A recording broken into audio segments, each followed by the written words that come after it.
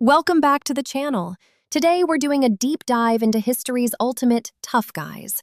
But forget those dry, dusty textbooks.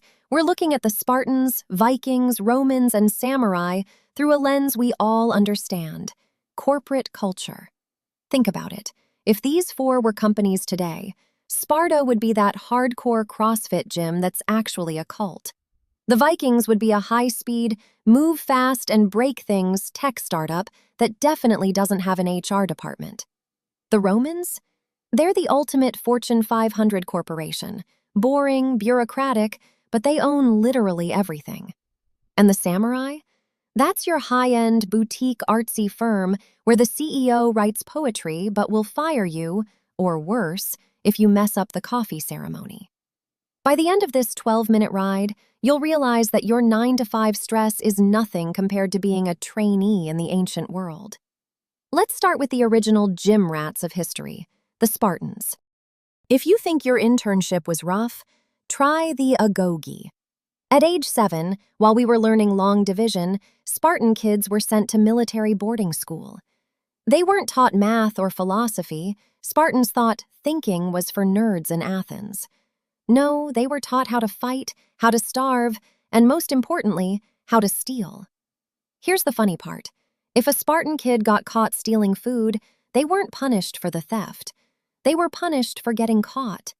It's basically the ancient version of, it's only illegal if you don't use a VPN. The Spartans were the ultimate minimalists. They hated long speeches.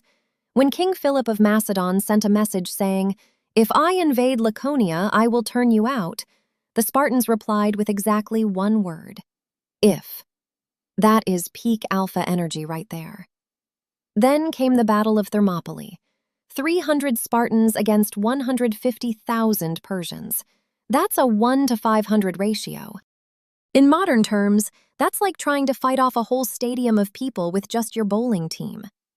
When the Persians told them to surrender their weapons, King Leonidas said, "Molon labe," which translates to, "come and take them." But here's the HR fail that destroyed Sparta. They were too exclusive. They only hired legacy candidates, full-blooded Spartans only.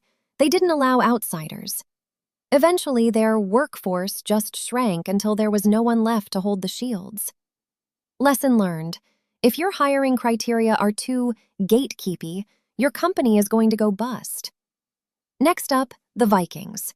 Let's clear one thing up. They did not wear horned helmets.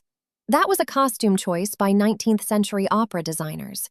Real Vikings wore practical leather or iron gear because, honestly, horns are just a handle for your enemy to grab in a fight. The Vikings were the hackers of the 8th century. They didn't want to build a slow, boring empire. They wanted instant liquidity. They'd show up in their long ships, which were the Ferraris of the sea, loot a monastery, grab the gold, and log out before the local king even finished his breakfast. They were the ultimate digital nomads. They reached North America 500 years before Columbus. They traded in Constantinople, and they even settled in Russia. They were everywhere. But their startup had a major flaw: zero central management. Every Viking leader was a founder CEO who didn't want to listen to anyone else. Eventually, the Vikings realized that raiding is exhausting. You have to deal with bad weather, angry monks, and the constant risk of an axe to the face. So, what did they do? They took the ultimate exit strategy. They settled down, got married, converted to Christianity, and became normal Europeans. The fierce Northmen became the Normans, who eventually became the French and English. Lesson learned: even the wildest freelance life usually ends with someone wanting a stable 401k and a nice house in the suburbs. If the Vikings were a chaotic startup, the Romans were Amazon, Google, and Walmart combined. The Roman legionary wasn't a warrior in the romantic sense. He was a professional employee. He signed a 25-year contract. He had a pension plan. He had medical benefits.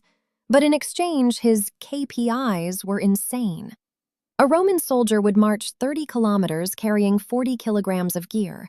Then, instead of hitting the bunk, he'd spend 3 hours digging a trench and building a fort. Every single night.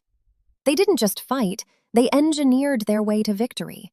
When they met a brave barbarian army, the Romans didn't just charge in screaming. They built a wall around the barbarians. Then they built another wall around that wall just to be safe. It's the military equivalent of checking your email 3 times before hitting send. Julius Caesar was the ultimate CEO who micromanaged his way to the top. He conquered Gaul, modern-day France, with just 8 legions. How? By having better logistics than everyone else. But why did Rome Inc. go bankrupt? Inflation and middle management. The empire got too big. They started hiring outsourced barbarians to do the fighting because the citizens got too comfortable. The board of directors, the emperors, kept getting assassinated by their own security team. Eventually, the operating costs were higher than the revenue, and the whole corporation collapsed. Lesson learned: if you stop paying your employees and your management is toxic, even the biggest empire will file for Chapter 11. Finally, we have the samurai. These guys were the creative boutique of warriors. While the rest of the world was focused on, how do I kill that guy, the samurai were focused on, how do I kill that guy with style? A samurai wasn't just a soldier. He was a poet, a calligrapher, and a tea master. They lived by Bushido, a code so strict it makes your office code of conduct look like a comic book.